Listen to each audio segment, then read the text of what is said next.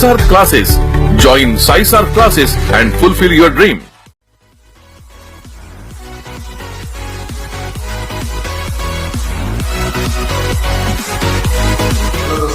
Welcome to साइसार classes. आज हम लोग फिजिक्स का अगले लेक्चर की बात करने वाले हैं। फिजिक्स के हमारे आज के टॉपिक की बात करने वाले हैं, लेकिन सबसे पहले हमारे हर रोज की तरह हम लोग ये देखने वाले हैं कि अब तक हमने क्या देखा। मेरे प्यारे दोस्तों, हमने एक टॉपिक स्टार्ट किया था जिसका नाम था रोटेशनल मोशन। और रोटेशनल मोशन ये जो चैप्टर है, it is divided into two segment, circular motion as well as rotational motion.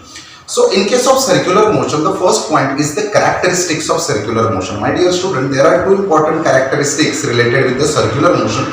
The first characteristic is called as circular motion is an accelerated motion, and second one is a circular motion is a periodic motion. First, I say circular motion is an accelerated motion because it always changes its velocity. That's why it is called as accelerated motion. And second one is a periodic motion because it repeats its path again and again. That's why it is called as the periodic motion. Now, I can just brief the entire circular motion. The first segment what we discuss is the kinematics of circular motion. I repeat what I say kinematics of circular motion. See, when I am talking about the kinematics of circular motion, there are different kind of small point which explains the circular motion. That we saw in case of my first lecture, how exactly circular motion, what are different kind of concepts and formulas related in case of circular motion. This is we discussed. The next point what we discuss is the types of circular motion. My dear student, whenever I am talking about the circular motion, there are directly two parts of circular motion, two types of circular motion. One is called as the uniform circular motion and second one is called as non-uniform circular motion. Now, what is exactly meant by uniform circular motion? If a particle is there which performs the circular motion, if a particle is there which performs the circular motion and that particle has a constant speed, I repeat, it having a constant speed.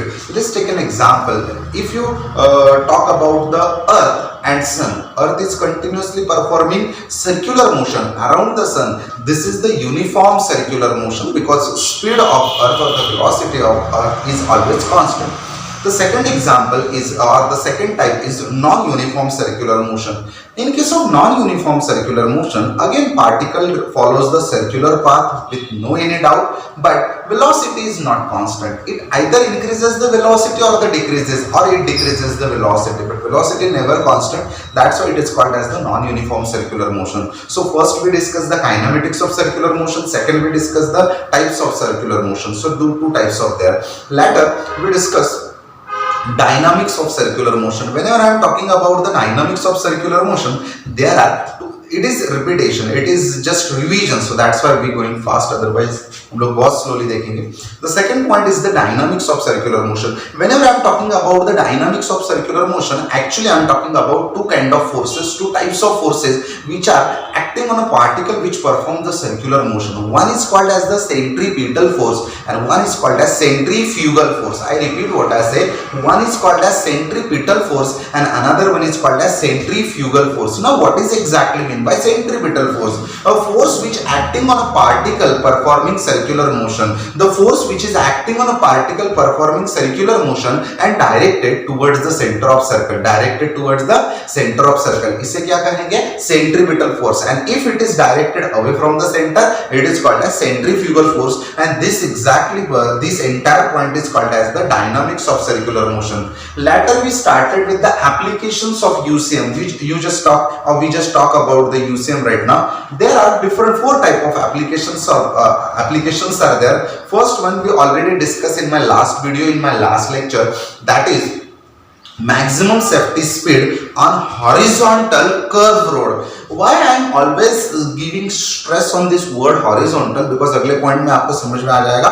But my first point was horizontal, plane and curved road is there, and we talk about maximum safety speed. क्या formula आया था? V is equal to under root of mu rg. V is equal to under root of mu rg. Okay, this is what we discussed. Right now, let's start with the second point. Well of death, or you can say wall of death. G. Amusement park में या कभी circus देखी होगी या कहीं पे भी आपने देखा होगा मौत का कुआं नाम का एक खेल होता है, जहां पे बड़ी बड़ी लकड़ी का एक कुआं बनाते हैं, लोग खड़े होते हैं और अंदर जो स्टंटमैन होते हैं वो अपनी टू व्हीलर या फोर व्हीलर, जो मैंने फोर व्हीलर भी देखी इसलिए मैं फोर व्हीलर कहता हूं, अपनी टू व्हीलर या फोर व्हीलर उस वॉल पे चलाते हैं totally horizontal, which is like impossible यार। लोग रास्ते पे गाड़ी नहीं चला लेते, वो तो दीवार पे चला लेते हैं। कहां पे चला लेते हैं?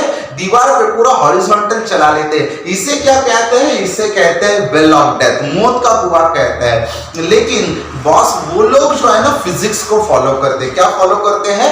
फिजिक्स को। उनको पता है फिजिक्स वहां पे है, फिजिक्स का एक प्रिंसिपल है जिसके बारे में आज बात करेंगे। तो आज शुरुआत करते हैं सबसे पहले पॉइंट की। इमेजिन करेंगे कि एक वेल है, पूरा लकड़ी का बना उनका जो स्ट्रक्चर है, और वहां पे एक बंदा जो है अपनी टू व्हीलर लेके पूरा उसके राउंड राउंड घुमा रहा है। ओके, तो वो डायग्राम निकालने की मैंने कोशिश की है। ये वो डायग्राम है, और यहाँ पे इस डेरिवेशन के आखिर में, इस डेरिवेशन के एंड में, अंत में क्या प्रूफ करेंगे? जैसे पिछले डेरिवेशन में हॉरिजॉन्टल कर्व रोड था। क्या था? हॉरिजॉन्टल कर्व रोड, उस पे गाड़ी जा रही थी। क्या निकालना था? मैक्सिमम सेफ्टी स्पीड, यानी मैं जोर से तो जाऊंगा लेकिन गिरूंगा नहीं, जोर से जाऊंगा लेकिन गिरूंगा नहीं।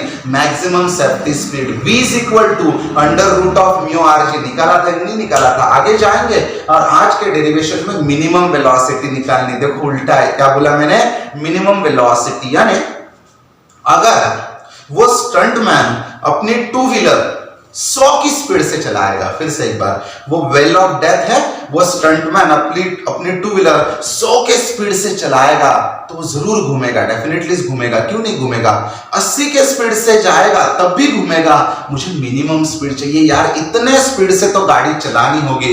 अगर वो धीरे धीरे 10 की स्पीड से चलाएगा तो क्या वो सर्कल कंप्लीट कर पाएगा? जी नहीं, ग्रेविटी उसके ऊपर अप्लाई करके वो गिर जाएगा। बराबर है, 10 की स्पीड से तो वो नहीं चलाएगा। तो वो कितने स्पीड से चलाए? मिनिमम कितना स्पीड चाहिए? 60 चाहिए, 70 चाहिए?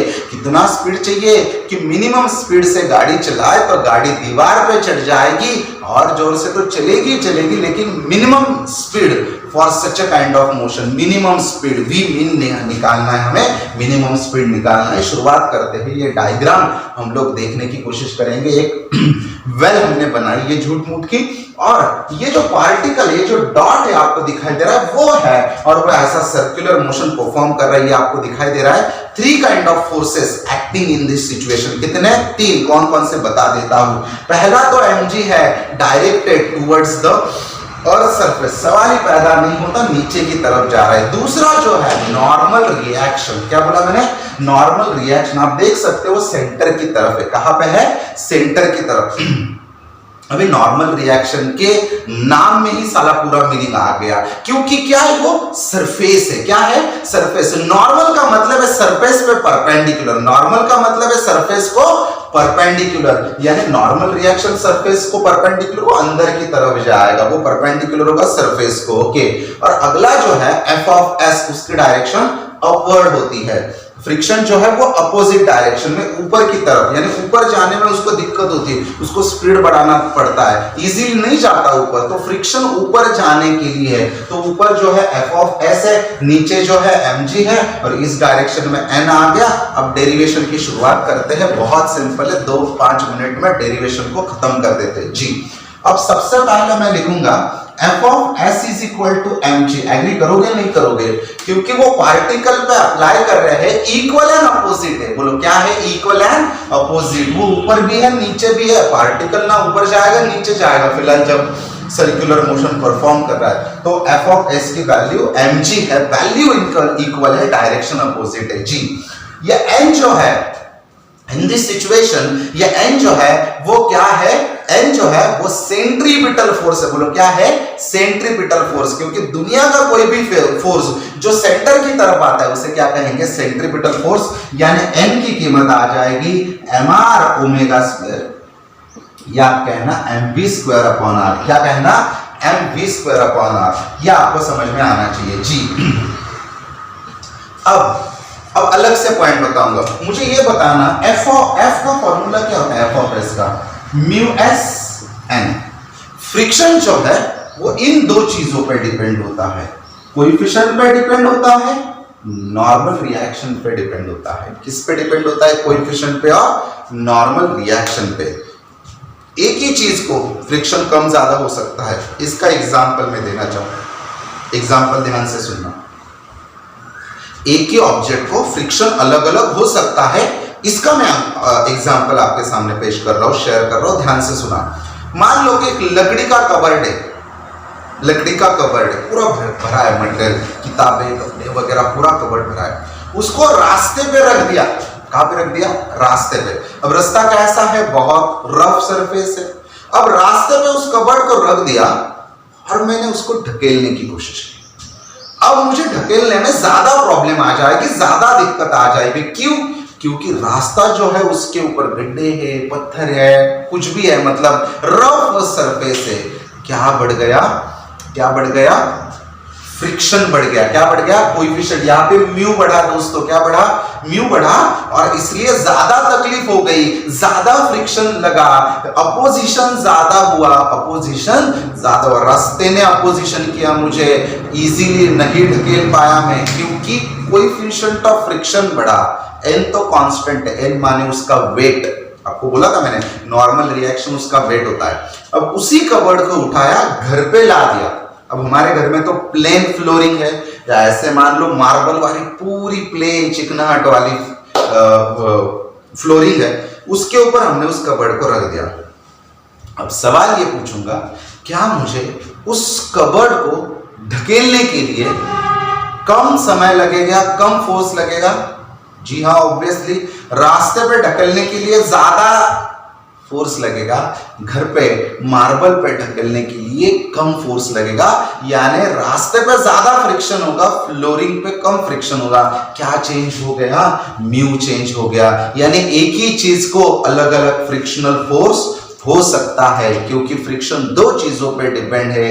एक तो एन के ऊपर डिपेंड है, एन माने mg, याद करना, एन माने mg, एन माने mg वेट, उसके ऊपर डिपेंड है, और म्यू एस के ऊपर डिपेंड है। ये मैंने आपको बताया। ओके, यानी फ्रिक्शन की वैल्यू कम ज्यादा हो सकती है, मुझे आपको सिखाना था। ओके, अब इस वाले केस में मुझे आपको ये कहना है, एफ ऑफ एस जो है it is less than equal to force of static friction जो है, it is less than equal to, F of S जो है it is less than equal to mu S N. वो friction इनके multiplication के इक्वल होगा या तो कम होगा, इक्वल होगा या तो कम होगा। ओके, अब दो चीजें डाल देते हैं, अब डेरिवेशन काफी सिंपल हो जाएगा। मुझे बताओ एफ ऑफ एस की वैल्यू क्या है? एफ ऑफ एस की वैल्यू है mg, okay, which is less than equal to mu of S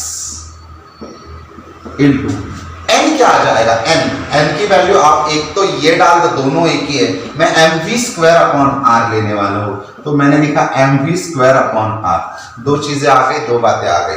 प्यारे दोस्तों, m एक दूसरे को कैंसिल कर देंगे, therefore rg is less than equal to mu into v square. Mu s या म्यू कोई फर्क नहीं आता। अगला पॉइंट देखेंगे, Rg divided by mu less than equal to v square. इस तरीके से आ जाएगा। अब v स्क्वायर बड़ा है तो मैं इस साइड लेता हूं, बड़ा तो वो है ही, v स्क्वायर बड़ा है। किससे बड़ा है v square? Rg divided by mu से बड़ा है। स्क्वायर रूट निकालेंगे, यानी v जो है वो भी तो बड़ा है Rg डिवाइडेड बाय म्यू, इससे वो बड़ा है। ओके, अब v की वैल्यू इस वैल्यू से इक्वल है या तो बड़ी है। फिर से एक बार, v की वैल्यू इस वैल्यू से इक्वल है या तो बड़ी है। v की वैल्यू इस वैल्यू के इक्वल है या तो बड़ी है। बड़ी तो हो सकती है, लेकिन मिनिमम कितनी होगी? कम से कम इसके इक्वल तो होगी। फिर से एक बार, v की वैल्यू तो इस पूरे वैल्यू से बड़ी भी हो सकती है, ये इक्वल भी हो सकती है। यानी v की वैल्यू कम से कम क्या हो सकती है? कम से कम इक्वल हो सकती है, और ज्यादा से ज्यादा कितनी भी बड़ी हो सकती है। तो मुझे वही निकालना था, v mean minimum velocity. Minimum velocity कितनी आ जाएगी? Rg divided by mu. कितनी आ जाएगी? रूट में Rg डिवाइडेड बाय म्यू आ जाएगी। यानी वहां पे पिछले वाली केस में हॉरिजॉन्टल रोड पे मैक्सिमम वेलोसिटी निकाली रूट में म्यू आरजी, म्यू इनटू में था, यहाँ पे मिनिमम वेलोसिटी निकाली, वेल ऑफ डेथ की बात कर रहे हैं तो कितनी आ गई, रूट में आरजी डिवाइडेड बाय म्यू, वहां पे मल्टीप्लाई करना है, यहाँ पे इनटू करना है, तो यही हमारे डेरिवेशन का अंत है। ओके, तो अब जो हमने कॉन्सेप्ट देखा उसी से रिलेटेड न्यूमेरिकल भी हम लोग अभी देख लेते हैं, यानी आपको कॉन्सेप्ट बहुत अच्छे से समझ में आ जाएगी। एग्जाम्पल आपके सामने है, मैं एग्जाम्पल रीड करता हूँ और उससे रिलेटेड बातें आपको बताता हूँ। मैं एग्जाम्पल पढ़ता हूँ, आप कॉन्सेंट्रेट करना। एग्जाम्पल है a motorcyclist to be treated as a point mass, यानी मोटरसाइकिल वाले को क्या कंसिडर करना है, point mass, is to undertake horizontal circle inside the cylindrical wall. Okay, यानी सिलेंड्रिकल वॉल है, उसके ऊपर वो हॉरिजॉन्टल सर्कल परफॉर्म कर रहा है, wall of a well of inner radius, जहां पे मैं अंडरलाइन करना चाहूंगा, क्या कहा, इनर रेडियस, यानी सबसे पहली बात उन्होंने मुझे दी है दोस्तों, आप देख सकते हो रेडियस कितनी दी है मुझे, रेडियस से 4 मीटर, कितनी है 4 मीटर, तो मैंने 4 मीटर रेडियस कंसीडर कर ली। Coefficient of static friction between the tyres and the wall, यानी जो टायर्स और वॉल के बीच वाला कोएफिशिएंट ऑफ फ्रिक्शन है वो भी मुझे पता है म्यू, वो म्यू कितना है वो भी हमें दिया गया है, वो है 0.4, कितना है 0.4, उसको यूनिट नहीं मैंने लिख दिया। Calculate the minimum speed and frequency, यानी दो चीजें पूछी मुझे, वी मीन पूछा, क्वेश्चन मार्क, मिनिमम फ्रीक्वेंसी पूछी, और एक बात मुझे पूछी मिनिमम वेलोसिटी पूछी, एंड फ्रीक्वेंसी यानी एन पूछा, वो भी क्वेश्चन मार्क है। और आप देख सकते हो जी की कीमत उन्होंने क्या बताई है मुझे, जी की कीमत बताई है 10 मीटर पर सेकंड स्क्वायर, 10 मीटर पर सेकंड स्क्वायर। ओके, तो ये हमारा एग्जांपल है। ओके, और ये एग्जांपल का गिवन पॉइंट हो गया। अब देखते हैं सॉल्यूशन कैसे निकालेंगे। मेरे प्यारे दोस्तों, वी मिनिमम का फॉर्मूला क्या बोला था हमने, वी मिनिमम का फॉर्मूला बोला था आरजी डिवाइडेड बाय म्यू। हम दो चीजें डाल देते, बहुत सिंपल करेंगे हम लोग, डोंट वरी। वी मिनिमम बिल्कुल वैसे ही under root of R, R की वैल्यू देख लेना, आर कितना है 4 है, इनटू जी, मेरे प्यारे दोस्तों जी कितना दिया है उन्होंने 10 डिवाइडेड बाय म्यू, आप म्यू की कीमत देख सकते हो वो है 0.4। ऊपर 4 इंटू 10 मल्टीप्लीकेशन हम लोग करने वाले हैं, V minimum is equal to under root of कितना है 40 डिवाइडेड बाय 0.4। अगर नीचे से पॉइंट निकाला तो ऊपर 0 बढ़ाएंगे, नीचे से पॉइंट निकाला तो ऊपर 0 बढ़ाएंगे, यानी वी मिनिमम की वैल्यू जो है वो आएगी 40 तो है 400 डिवाइडेड बाय 4, डिवाइड होगा 4 1 जा और वो 100 आ जाएगा। v minimum is equal to under root of 100, यानी वेलोसिटी मिनिमम की वैल्यू 10 मीटर पर सेकेंड, इस तरीके से हमारी आने वाली है वेलोसिटी मिनिमम की वैल्यू। अब हमें फ्रीक्वेंसी पूछा है, क्या पूछा है फ्रीक्वेंसी, देखते हैं क्या कर लेते हैं ना। और एक बात जो है कि हमें पता है v is equal to R omega, सबको पता है v is equal to R omega. ये ओमेगा का ये, यानी मैंने जो बेसिक फॉर्मूले दिए थे वो आपको अच्छे से करने हैं। फिर से एक बार, ये v हम लोग वैसे रख देते हैं r इंटू 2 पाई n, ओमेगा का फॉर्मूला 2 पाई n, यानी v divided by 2 pi r, ये 2 पाई और r मैंने डिवाइड में लिया n, ये भी आ जाएगा। और n की वैल्यू जो है v divided by 2 pi r। ये बहुत सिंपल क्वेश्चन इसलिए ले रहा हूं कि कॉन्सेप्ट समझ में आ जाए, आगे जाके टफ क्वेश्चन को भी सिंपल बना देंगे, टफ वालों को भी सिंपल बना देंगे, बिल्कुल टेंशन नहीं लेना है। यहाँ पे थोड़ा कैलकुलेशन है, तो n निकालना है, वेलोसिटी पता है 10 है, कितनी है 10। अब 2, तो वैसे ही पाई की कीमत हर किसी को पता है 3.14 इंटू r कितना दिया है मुझे 4, ये 4 आ जाएगा। n is equal to 10 divided by 8 into 3.14, इस तरीके से आ जाएगा। n is equal to 10 divided by, okay 8 4 जा 32, यानी 2 आ जाएगा, यहाँ पे हम लोग 3 ले लेंगे। 8 1 जा 8 8 प्लस 3 11 आ जाएगा, यहाँ पे 1 आ जाएगा, यहाँ पे 1 आ जाएगा।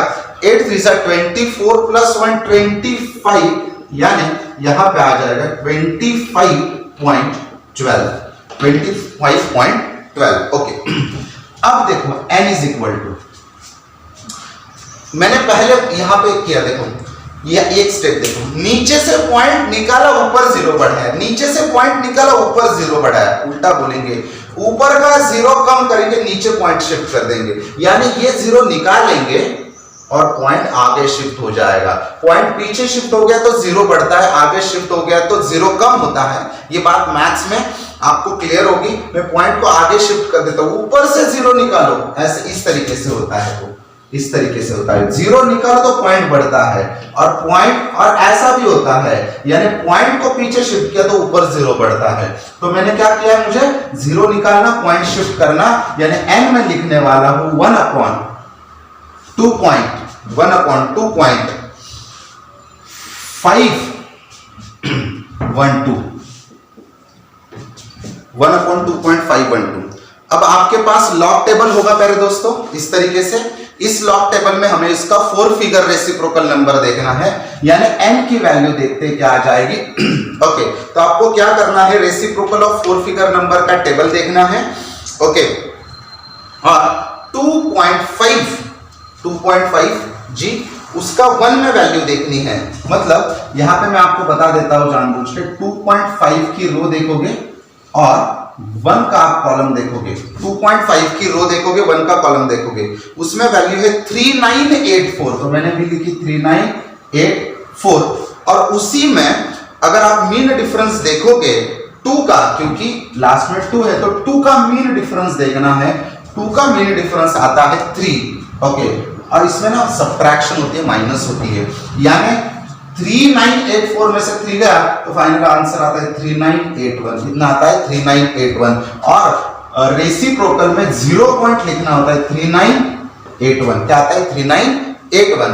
अब देखो ये जो है 39 मतलब 39, आगे 81 भी है, तो क्या मैं इसे करीब करीब 4 कह सकता हूं? जी हाँ, तो हम इसे नियरली इक्वल टू 0.4 रिवॉल्यूशन पर सेकेंड कहो, या आप उसको 0.4 हर्ट्ज कहो, ये दोनों जो है सेम हो जाएंगे, दोनों जो है सेम हो जाएंगे। आज के लिए इतना ही देखते हैं। होप सो आपको एग्जांपल समझ में आ गया होगा।